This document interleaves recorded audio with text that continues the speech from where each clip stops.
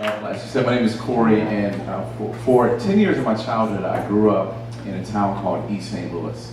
So I need to give you context for what East St. Louis is. Okay, think about the most intimidating street you've ever driven down. Like, you're driving down the street at like 15 miles an hour and you still lock your doors. Like that kind of street where like it's just intimidating. Or think about a movie like Boys in the Hood or Menace to Society, or any movie or show that depicts the lives of black people, except for Blackish or the Cosby Show, because I'm not talking about that.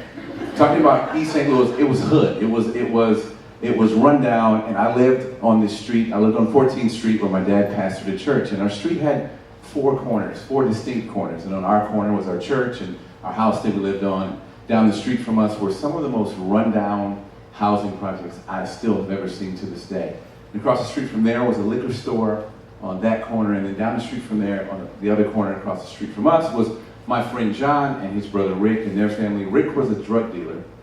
And my friend John, I say he's my friend John. Note that I say he's my friend John. One time we went out of town, my family did, and John broke into our house and tried to rob us. I guess nothing says friendship like trying to steal all your stuff. I don't know. That was my street where I lived. And I remember one day I went outside to play in the front yard, which is that thing that kids used to do before Snapchat and Instagram. I was outside playing, and I looked across the street and I saw Rick and another guy just beating the crap out of some dude. I hope I can say that in here. He was just beating him down, punching him, kicking him, and I'm standing there watching this happen. And it didn't shock me. This kind of stuff happened all the time. But the thing that did kind of surprise me a little bit is when Rick reached in his pocket and pulled out a small handgun. And he pointed at the guy that he was just beating up. And at that moment, I froze. Like, I'm standing there, it's like I'm a deer in the headlights, and I'm just frozen, and I'm looking across the street, and I'm thinking, I'm about to witness somebody get killed right here in front of me. And I remember Rick sort of looking across the street at me and seeing me, and I guess he thought, well, on that corner, that's where the pastor and his family live, so I probably shouldn't do this in front of him. And he put the gun away, and he let the guy walk away. And I eventually unfroze, and I went back in my house. And you know, my kids, if this happened in my neighborhood, my kids would run the house and go, Mom, Dad, somebody almost got killed. They were fighting. We have to move today. We cannot stay in this neighborhood because it is so scary. Can you please just can we move? I didn't have that kind of dramatic conversation with my parents. I think I might have walked in the house and made a ham sandwich. Like, I remember thinking at a really young age, like, you know what, this isn't surprising to me because on that corner, that's what they do. That's what those people over there do. Just like down the street, the people are really poor, and at the liquor store, I can buy a 40 ounce of Coke 45. Like, this is what happens on these corners. This is what these people do, what those people do. Not people on this side of the street, not people in this corner, but people in that corner. That's just what they do. And I carried that into my adulthood.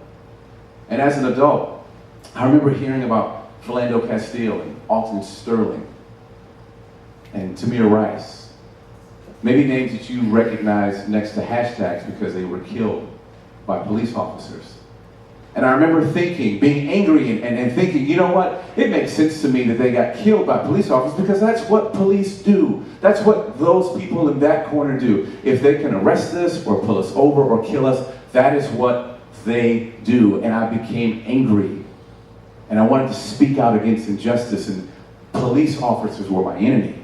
And so when I talked about social justice issues, I talked about it in a way that made them the villain and me the hero. And there was them, and then there's us. And then one day I met a police officer from San Francisco at my church. And he wanted to go to lunch with me. I thought he wanted to go to lunch with me because he thought it was awesome. But he wanted to go to lunch with me because he heard some stuff I was saying that was offensive to him. And we sat down and he said, hey, you said some things that offended me. Like, I can tell you don't really know any police officers. And I remember thinking, damn, man, I guess I don't. Because I've really been talking about you guys like you're them. And we sat there and we talked about things like justifiable homicide.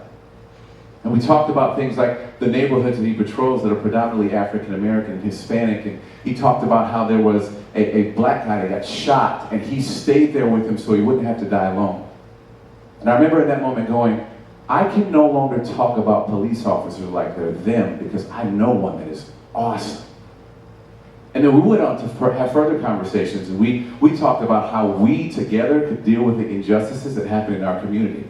He was no longer them, he became we, became we and us, and we dealt with issues together. Then when I hear that a police officer was shot and killed, I text them and say, hey man, I'm praying for you because I know that your job is tough. You see, I got out of my corner mentality.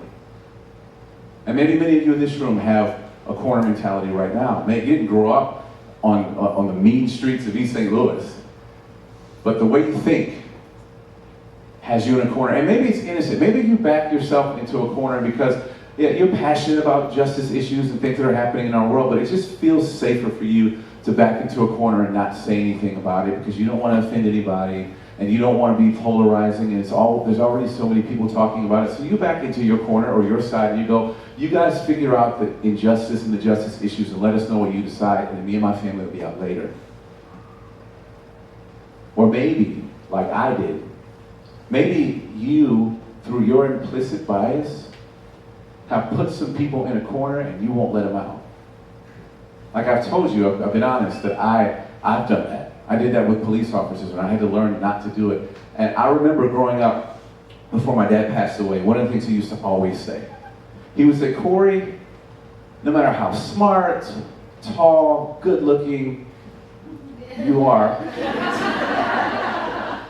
no matter how many great ideas you have, no matter how hard you work, no matter what you do in a white man's world, you are still just a nigger. Remember, son, you're still just a nigger.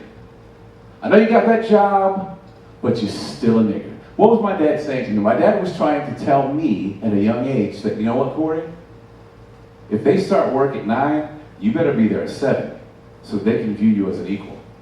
So this is what it feels like to be backed into a corner. Like if I have a great idea and I say, I think we should do blah, blah, blah, and I say it and the room's like, oh, should we? You look to the white guy next to me and go, he says the same thing, and it's like, great idea. Or maybe I say, maybe our organization or maybe our company could go this way, and I'm told, I don't think you really get who we are. My white coworker says the exact same thing. That's just the kind of out-of-the-box thinking we're looking for around here. That's what it feels like. You're back in the corner. Maybe you're in this room today and you're saying, I would never use the word nigger. He used it like 6 times. I can't believe he did. I didn't know they were going to talk like that in here. But maybe you would never use that word, or maybe you can't really necessarily identify with the box or the corner that I'm talking about putting people in. But I would ask you this question. How many people who aren't from your corner of the world, who don't look like you, dress like you, think like you, vote like you, do you allow to speak into things that are precious to you? Like your parenting, or your organization, or your company, or your marriage. And maybe if the answer is nobody, maybe you put some people over there in a corner and they're them. Or maybe you're a sports fan in the room. And you couldn't wait for the season to start. It's like, oh, I can't wait for the 49ers to start playing. And you turned your television on, and as soon as the national anthem played, someone did this. And you said, you, like most animals that back themselves into a corner, you got a little bit aggressive. Not physically, because you can't fight a football player, but you felt a little aggressive with your words, and you started saying things like, that spoiled, entitled athlete, how dare they disrespect our flag, because what you did was back yourself into a corner to protect your symbolism and your patriotism, and you elevated that above a human being who you don't know.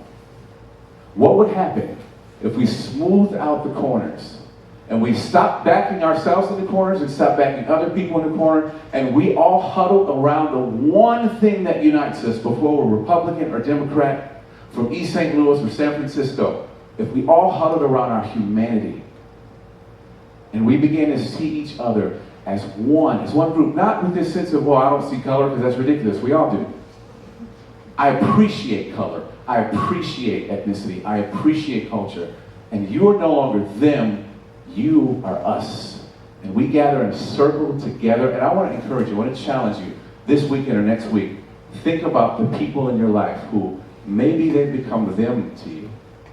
Maybe they work with you. Maybe they live across the street from you. Maybe they're in your own family. Send a Facebook message, write a letter, make a phone call and say, hey, I no longer want you to be in that corner and me in this one. I want to get in a huddle with you around our humanity, and I want to see the world become a better place. Thank you. God bless.